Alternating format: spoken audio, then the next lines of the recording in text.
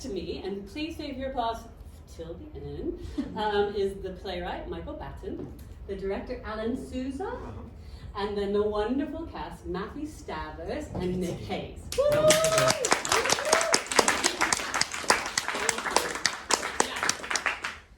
With the new play, when I have the great honor of having the playwright set next to me, I'm going to start with the playwright. So, if you haven't already got the program, really recommend you get it. There is lots of information about the whole team in here, including these four, but there's also a really lovely program note from Michael that talks a little bit about the genesis of this play.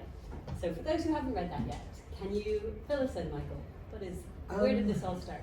Basically, I had the idea after my grandfather died last year about the idea of Alzheimer's, because my grandfather and his wife, my grandmother, died a few years before that of the same thing. They both had Alzheimer's, and it was watching them and their behaviour around each other that I thought, this is so sad.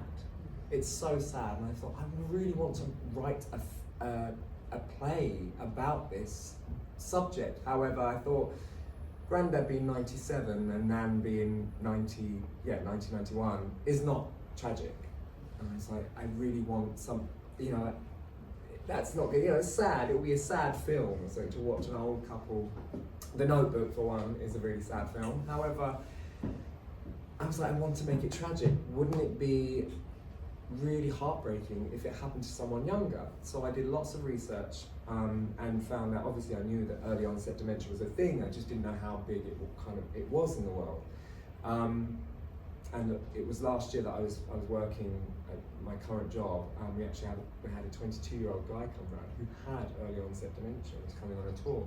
So I was like, so I did all this research, not testimonials. What do you call it? Like stories from other families that had either family members that were young that had early onset dementia, and it was horrific. It was all the kind of things I saw that my nan and granddad went through, but being in their 20s or their 30s or their 40s. And that's shocking.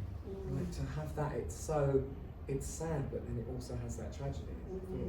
I wanted to put it into a play, but then also being a gay man, it's like, I know that world. That's the world I know. That's the world I was brought up in.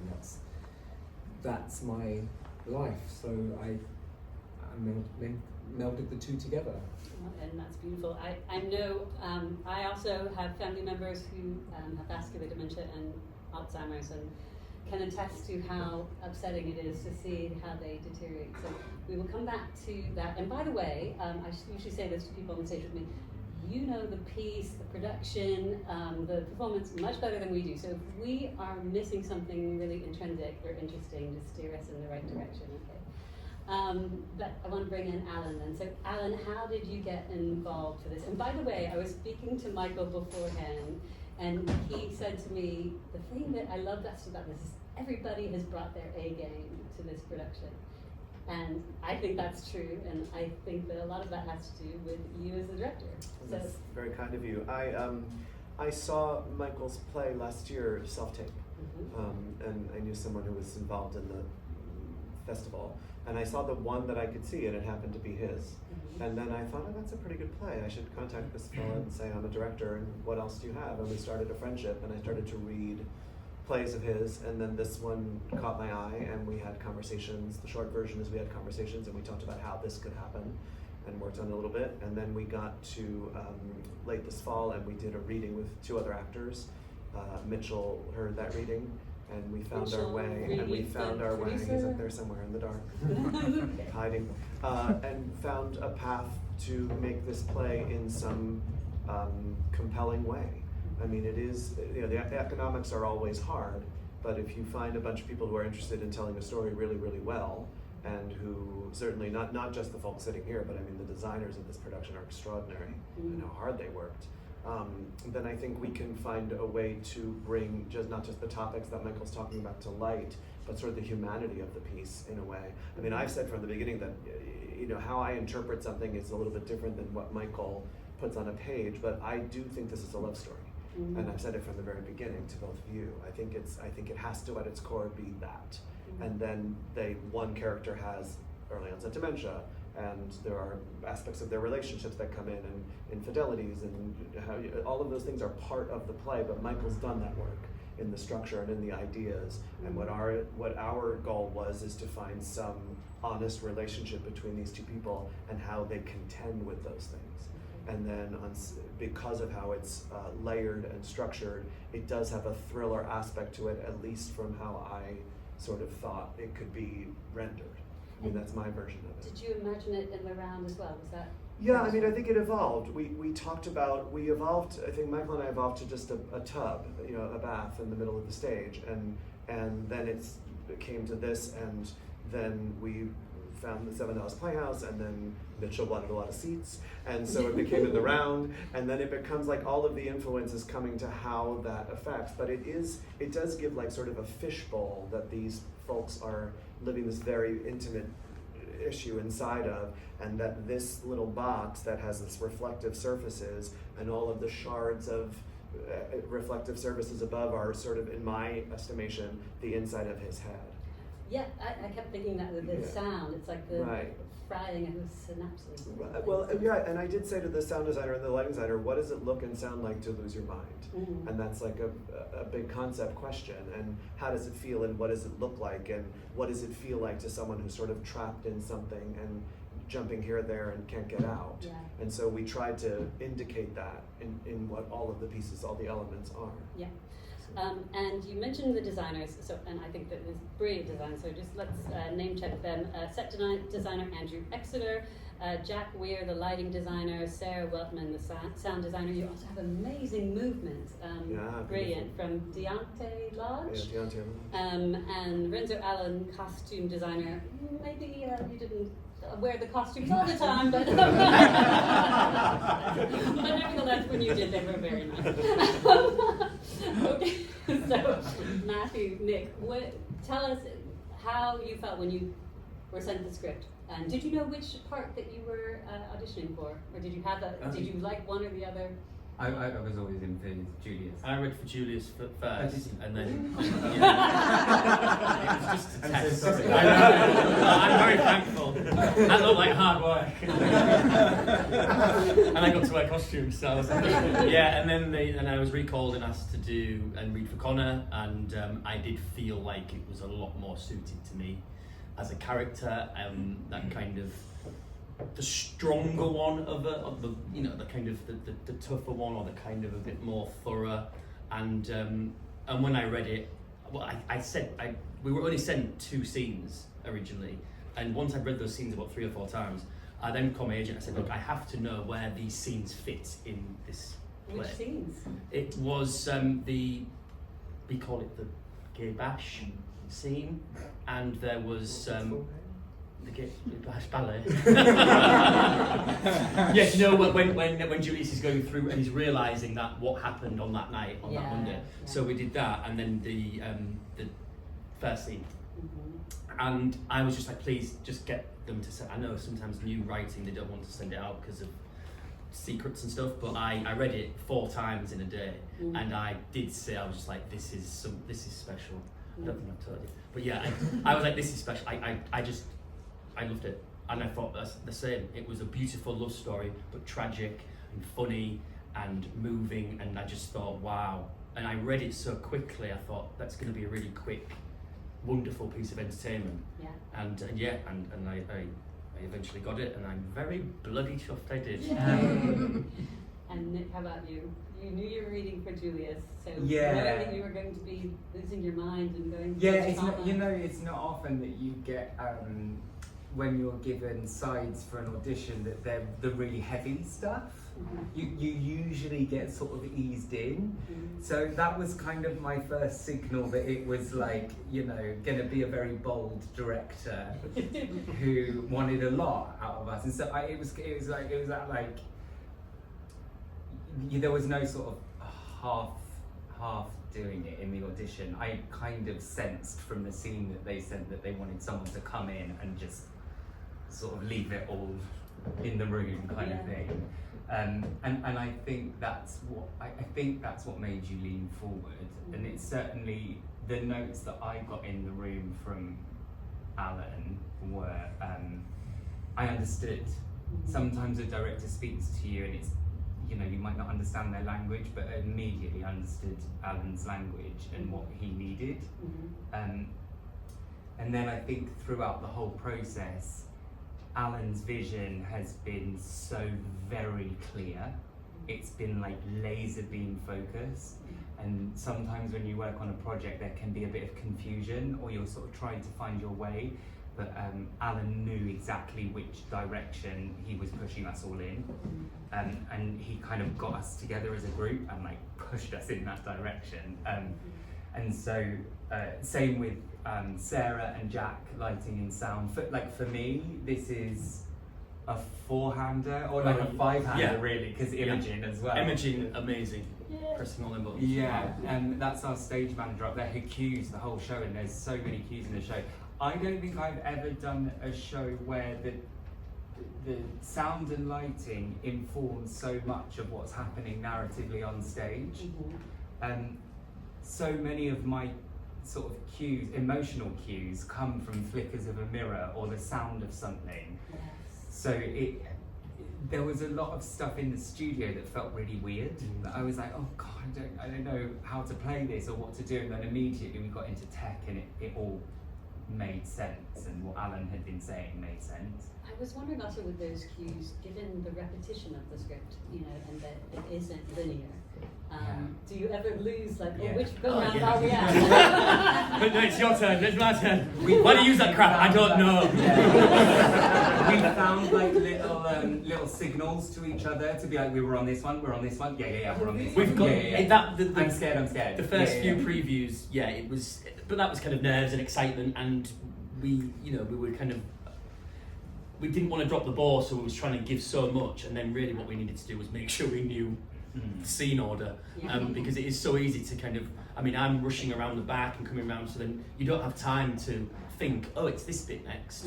It just has to be in you. So to go through the tech, which was brilliant, even though it was like 4 days, it gave us chance to just sit back and go, right, then after that, you know, we always say like the bath, me in the bath, I then do Barnet.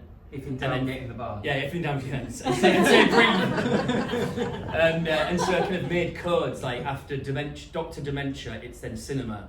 And then kind of, we've gone crazy. You do have two very different pressures, don't you? You are literally running around the building and someone's coming in a different entrance each time, and you're never off stage. Yeah, which was really super challenging, because I didn't realise before now how much I use even my seconds off stage to prep for the next scene. Like, you kind of immediately switch off when you go into the wings, and you have like a breather and a second as yourself to go, okay, what's next, what's happening, da da da. And I don't have that. It's like you can't break character at all for like the whole thing. So I started learning it in sections, and then sort of as we started to tech, it became really apparent that actually it was just all one section. Like, I couldn't kind of break it up. So that's been a real challenge, but actually it also means that I never sort of have a dud show, because you're like you know what I mean? You get like, you get to warm up and like really find your way through it, which is really lovely. What are you thinking when you're in the bath as the house is coming in? I mean, you're in there for a while. Do you know, it's really, I'm going to be really like, actory. I say a serenity prayer, and then I listen to the audience, and I start to think, this is going to sound so actory, but I start to think like, we're all going to go on this journey, like we're all going to go on this sort of ride together tonight. And I don't know what's going to happen, and you guys don't know what's going to happen, and I sort of sit in that, and it kind of preps me. You must overhear some great snatches of conversation too. Secrets. I must go in there. It's like, oh, that sounds really good. Okay, just audience, this is your one question warning, so start thinking. Yes, Alan. Well, I was going to say, part of the idea is that the play's already started when you walk in. So you walk into his whatever state you see him in. And if it's a naked man, or we think it's a naked man laying in a tub, if someone's sleeping in and you say bath, in a bath, or I've learned. I don't know what I'm saying half the time. I said, what did I say? Aluminum. Aluminum. And they've been laughing for Aluminium. For weeks. But you know, like whatever that means to you, whatever, when you walk into a space and there's something arresting about it, and it's a private moment, and you're part of this, and you're sort of surrounding this person who's in a place that's usually private, and so the idea is that you're already in his head. And that's what Nick is saying. It's like a little actory terminology, but it's very true that you've already been drawn in. Is the idea behind it. We spoke a lot going through about Julius conjuring, and sort of like the bath is his place to conjure Connor forward and like find these memories. It's like familiarity and a chance for him to sort of try and bring him forth, bring Connor Which forth. he says to the doctor. He says, I find myself in the bathroom in the bath. He says, I find myself there over and over. Yeah. And so I just sort of made sense of it in terms of what that means for why he's there. Yeah. You know, we made that up. Beautiful. Surprise. Yeah, so, Michael, just rewinding a little bit, Alan said he became familiar with your work because he saw you in self-tape. So obviously you're an actor as well, you have performed your own work. Had you been tempted at all to perform in this? No, this is the first piece I actually wrote to just watch and to just test myself as a writer only. I think it's different. Self-tape came with a lot of other challenges, particularly being an actor in it as well. I was like, you know what? I would like to see someone else read my words and be able to and hear it from a different perspective. So this is the first piece I have written where I solely was like, I don't want to be in it. And were you involved, how involved were you in rehearsals? And how does it feel seeing these two brilliant actors perform your piece and say your words? I was at auditions, and I remember Nick coming in for Julius, and I was like, it just, in my head, I was like, he's doing it exactly how I heard it in my head when I was writing it. That's not what he said, but Then we got to rehearsal. No, but no, it was he came in that day. I mean, we both sit there and we just kind of went, wow, that's like Julius. So yeah, it was what I heard in my head. And Matt too. Matt came in and had this massive energy. It was like, you know, like, you know, it was the kind of, like, yeah, it's that kind of alpha male. And I wrote Connor as an alpha male, as in the gay world, the top. He was that character I wanted, and they really, and I don't think you'd met on Zoom before. We'd met. We did a photo shoot. That was Yeah. 2 weeks before rehearsals, wasn't it? But Yeah, first time we met. They didn't know each other before that, but they their met, chemistry- took their clothes off and got in a tub. Yeah, to take photos. their chemistry Yes, rehearsal, production. first day rehearsal, it was like, and you can see now in the performance, but it was already there. It was like they look like a real couple, they act like a real couple. There's so much chemistry there. It's like it's just the perfect fit, the perfect match. But yeah, it was great watching rehearsals and watching them come and create stuff that I'd written. Watching you all play. It's also hard. I've worked with a lot of new plays. It's hard for a writer to allow like the space for both the director and the actors to interpret what's written, which is what we're, I think, supposed to be doing. It's just that the intention of it, somehow you have to find your way back to what the intention of it was, but it does morph a bit when we're finding it. So it is like it's like jumping into a pool and hoping there's water. You know, I mean, I think for a writer, as you can tell me, it's precarious in a way, and there's a thrill to it, but there's a fear. I mean, it's because I meant this, and then it's being sort of taken and wrestled with, and we added movement, and we did all of these things that then become sort of what this version. I mean, I'd be very curious to see somebody else interpret it, you know, as a director and as actors, to see what they did with it. It would be fascinating to me. Well, I'm sure there will be many interpretations over the years, but we need more light for this one first. Audience, how are you feeling? Who's going to show me a hand? Give me a question. Debbie, you're thinking about it. You took my question. Oh, too good at this. Oh, come on. Anyone? This is very disappointing. There we go. Thank you. I was very interested. Sorry, first of all, congratulations, everybody. That was extraordinary. I mean, so moving, so beautiful. And the question I have is for Michael, I guess, because it was also so funny. And I really think that the humour, I was really interested in how you structured it and the humour that you used to counterpoint the tragedy. And I wondered how that came to you. That's a difficult question, actually. It was naturally already there because it's stuff that's actually, lots of it is stuff that's happened. Like all the nan things are real. That was what my nan used to say when I was younger. All these stupid things like, oh, don't have too many late nights, you get TB.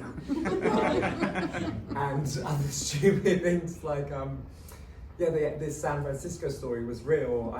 I was a dancer and I had a job in San Francisco and I had the chance to move there, and she said, no, don't go there because you'll get AIDS. And I went, why? And she went, oh, because it's just San Francisco. Obviously, she's not realising what she's saying, or just so absolutely stupid. But all these stupid little things that she came up with, I thought they're really funny actually, because she's just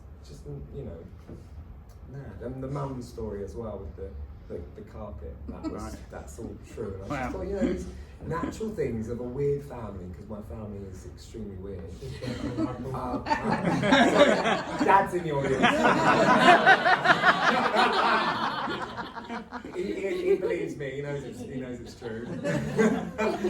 But so he's his in-laws, so it's fine. And at some level, you have to fall in love with that. Yeah. You have to root for, if what they want is each other, then you have to see some of what that is that Julius is trying to get back to.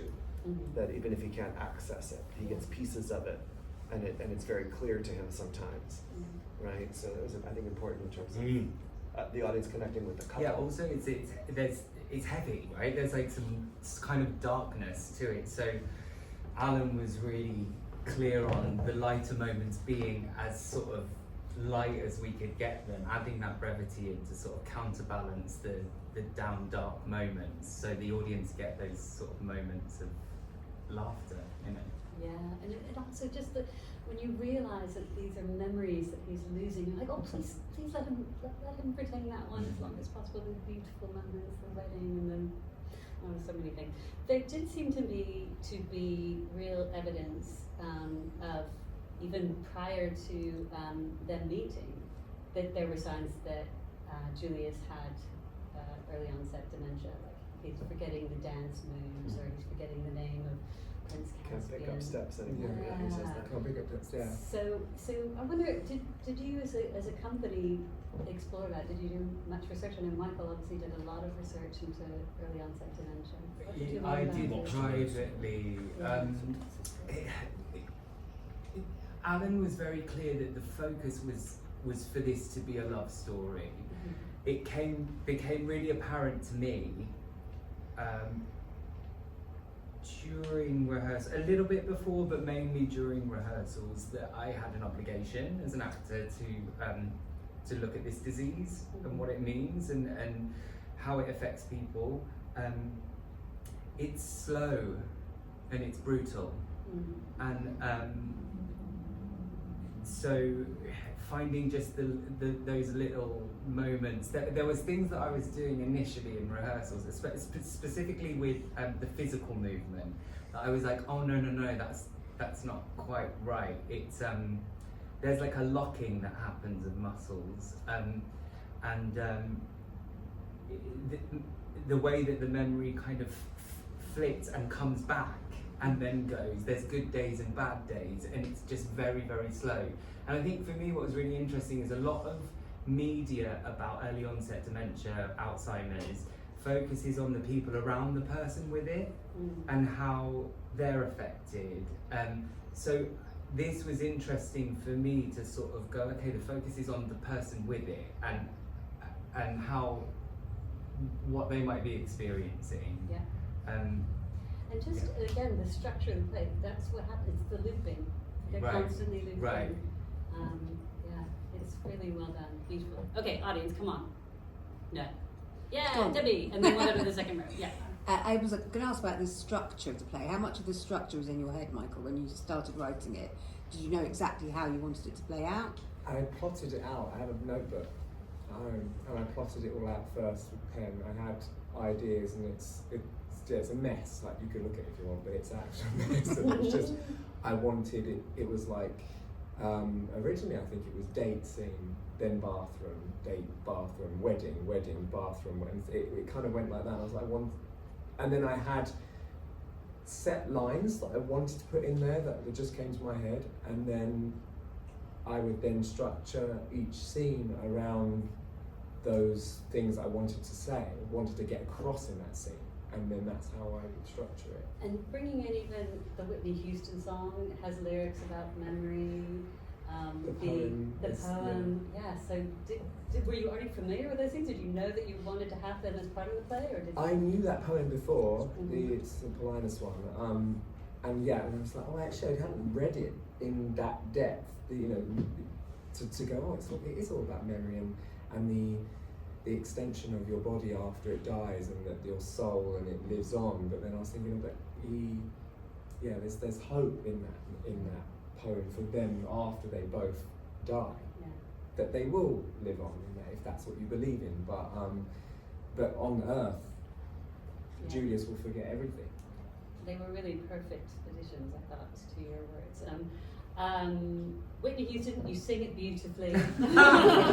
Your musical theatre. But I'm trying to like not sound like a singer. You know what I mean? It's like he can't sing. So I'm like, I'm trying to sort of, not sound so too much like. So you usually sound better than that. Yes.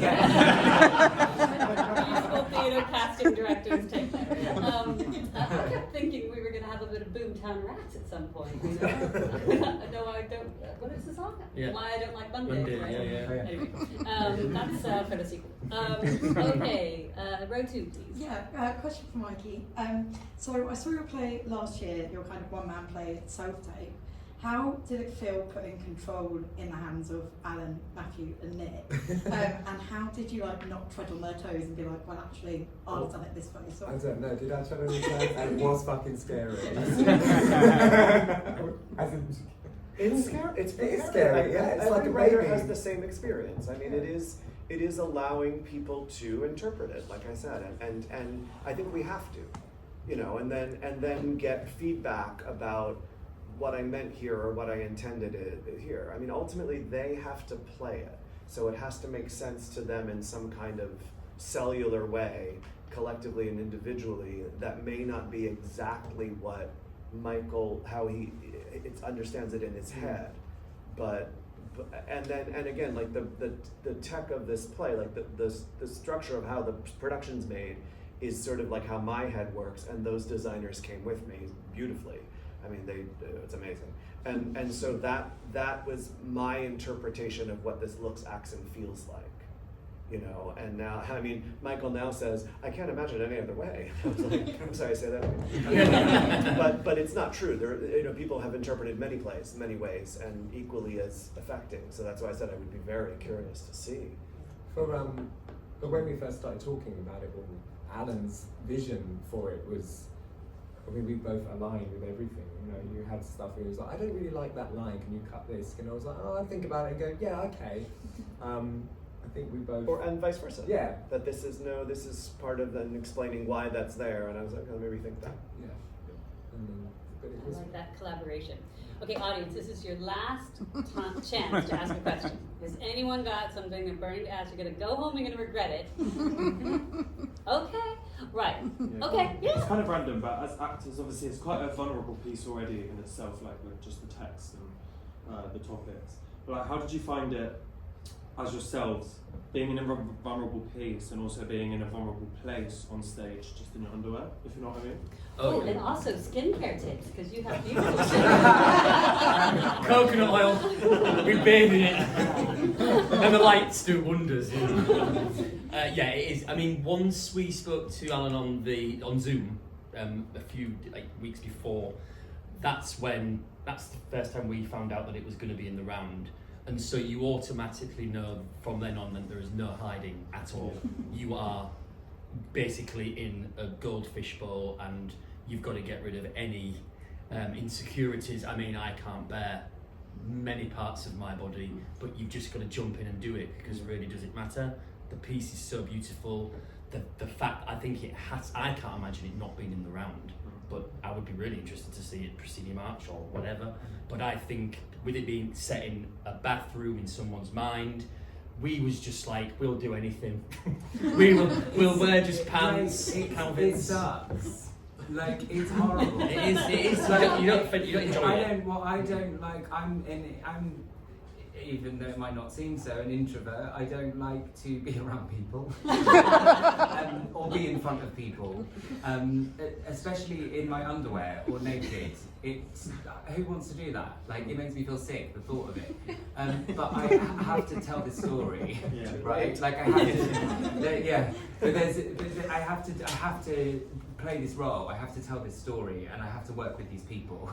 So like that just like overrides everything. You just kind of suck it up and do it, because you have to be this person. You have to do this thing. So it's. I said to my other half, like before coming away to do this, he's like, "Are you looking forward to it?" And I was like, it's never really like I'm looking forward to doing a role or doing a show or doing a film or whatever. I feel an obligation to do it if it's something that I feel deeply about. I just couldn't wait. I was like a giddy kid at Christmas, just because I don't know, I had like I said, when I'd said to my agent, please send me the full script, I just thought it was going to be special. And I know that if I hadn't have got it, I would definitely have come to see it, which I don't say that about many jobs that I go for and not get, but I would definitely have come to see this, because I think it is beautiful, and I think it's tough for an audience to watch. I mean, we can feel people listening. We know that, I mean, Alan always said it's a roller coaster, and once we start with why do you use that crap, it's then 100 miles an hour, and then as soon as we have the first argument, it just flies by, doesn't it? And that's like just commitment and giving it our all and doing the piece justice. I mean, that's all you want to do. I think a piece like this as well brings out every single tiny bit of insecurity that you have. Like, we went through it during those rehearsals. I mean, the amount of kissing we do. I mean, we can't stand each other. We actually, and I was eating mackerel for lunch, and he was like, "For fuck's sake, Matthew!" It brings out all of your insecurities, and you don't know if it's going to be well received. You have no idea.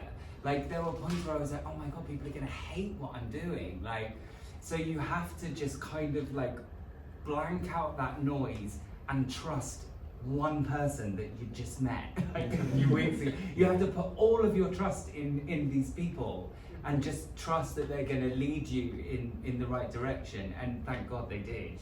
Yeah. Okay, so forgiving me. Oh, now we get questions. Now! Did I warn you? Mine's not so much a question as an observation or just taking a moment. This could quite possibly, for a long while, be the last time the four of you are together in a room. And it hasn't been mentioned, but this has been a hit. This has been a hit, and I just wanted to acknowledge what a hit this has been. And as someone who's linked to the production, how proud you should all be, and how proud I think we, both who have just come here to see it, or who are long-time fans, I just want to commend you all for being part of something so beautiful that, while you're still together on the stage in this one room.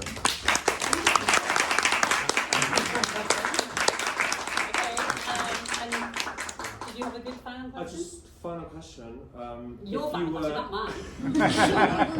If you were sat down with your characters at the moment, like, what would you tell them, and like, what's your opinion on them as a person? Oh my word! Sorry. What would I say to? I mean, Connor. I mean, I don't think he would probably.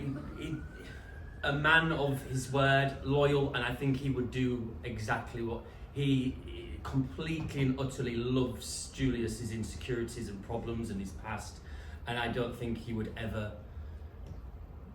Maybe he shouldn't sleep with Christoph.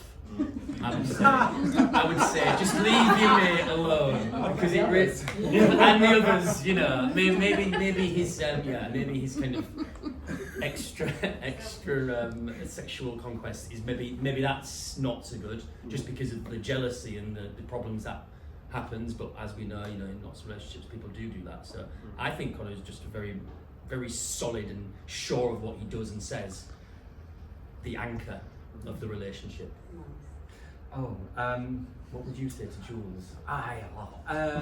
well, I feel like I used to sort of step outside of myself. Like my process has kind of changed. It sounds again really like actory, but my process has sort of changed over the past, like I'd say 10 years or so. Actually, weirdly, I've been sober 8 years, and that's kind of changed things. Thank you. I used to see what I did as stepping outside of myself, and I no longer do. I see it as going further into myself and learning more about myself. So I feel like when I see Julius on the page, I'm seeing shades of myself, and I'm trying to bring as much of me to it as possible. So I guess I would just say to myself, like, you're doing good. Yeah. You're doing fine. Keep going. Okay, so fine question is for me. So a serious one that I'm going to ask Michael to answer, and then a silly one that I'm going to ask all of you to answer. The silly one that you can think about while he's thinking about the serious one is nicknames seem very important in this play, and I want to know, tell me a nickname from your past. We call Alan Daddy. Daddy. Okay. Or nicknames from your past. Hold that thought. The serious one is, I have to actually credit this with Pamela, who works here at Seven Dials. I don't know if she's still in the room, but she says she's a dramaturg, and she says she always thinks, with all of the plays on in London all the time, all the shows you can see, her question that she always wants to ask the playwright is, why is this important now? Cool. Why is this important now? I think it's a story that hasn't been told through a gay perspective. To be honest, it's not really a story that you see on stage a lot, particularly not with a younger person. I know Florian Zeller does a lot of older generation, going through Alzheimer's or dementia when they're in their 80s, or The Height of the Storm was very much in that guise. But you don't see it much, and it is a thing that is happening more and more. Apparently, I don't really read reviews, but there was one, and it said in 2022 dementia was the biggest killer in something for some average or something. I was like, I did not know that actually. That's something I didn't see when I was researching. I wasn't looking at percentages. I was just looking at symptoms and what it does and the stories that happens to people. But I think it is a story that should be told, and that people should, see a different love story. Like you said, it is a love story ultimately. I think people would love to see that. And now, why can't I have a nickname? You don't have a nickname? No, I mean a question about nicknames. No, you can answer the nickname one as well. What nicknames Let have them you go had? first. Okay, nicknames. Have you had any in your life? Well, I mean, boring, but I was Nicky up until I was about 16, and I was like, no, call me Nick. And the other one that both me and my brother get is Hazy Found Daisy. I like it. And your drag name? Oh yeah, from my other half, Anna 5678.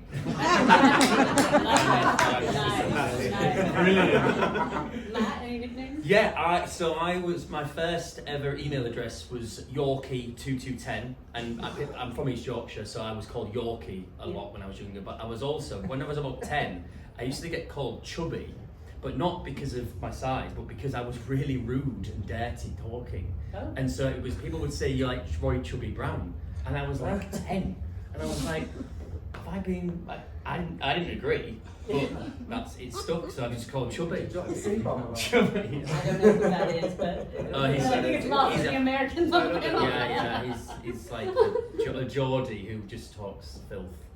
Yeah. Okay, I can see it. Daddy? Everyone.